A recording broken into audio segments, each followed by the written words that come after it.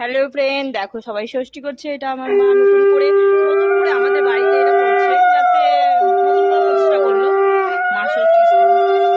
এই যে ভাইয়ের বউ সুন্দরী, এটা সুন্দরী বৌমণি, এটা আমার ছোট মেয়ে, এটা আমার খুব বদমাস ওরা।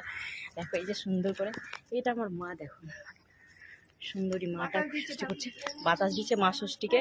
হ্যাঁ, ষষ্ঠী ওই যে এখানে করলাম, বাড়িতেই করলো মারা। আমার ষষ্ঠী অ্যাকচুয়ালি জ্বরে নেই, জ্বর শিকড় কী বলে ওগুলো আমাদের নেই, তাই মায়েরা করে, মা বৌদি ভাইয়ের বউরা সবাই করে। আমি আপাতত দেখি কেমন। তো আমি কিছু সাজুগুজু করিনি, ওরা শাড়িটাই পরেছে, আমি নাইটি পরে চলে এসেছি। পুরি ভাজছিলাম আর আলুর সবজি, আলু পেঁপে পটল সব মিশানো একটা সবজি করলাম।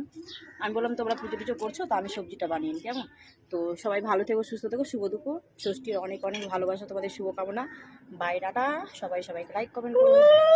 মা সুন্দরী মা দেখছো ষষ্ঠী করেছে। হ্যাঁ, আর এই যে একটা বউ 6 মাস হলো, এই মাত্র বিয়ে হয়েছে, এসেছে।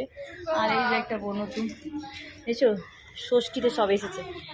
আর আমার তো অনেক দিন হয়ে গেছে বিয়ে, আর আমার তো বিয়ে অনেক দিন হয়ে গেছে, কি বলবো বলো। নতুন বিয়ে হলে খুবই আদর সম্মান পাই শ্বশুর বাবার বাড়িতে এসে, জামাইয়ের খুব সম্মান হয়, মেয়ের খুব আদর যত্ন হয়। কিন্তু আমার বিয়ে হওয়া পুরাতন হয়ে গেছে, সম্মান আদর কিছু পাওয়া যাবে না।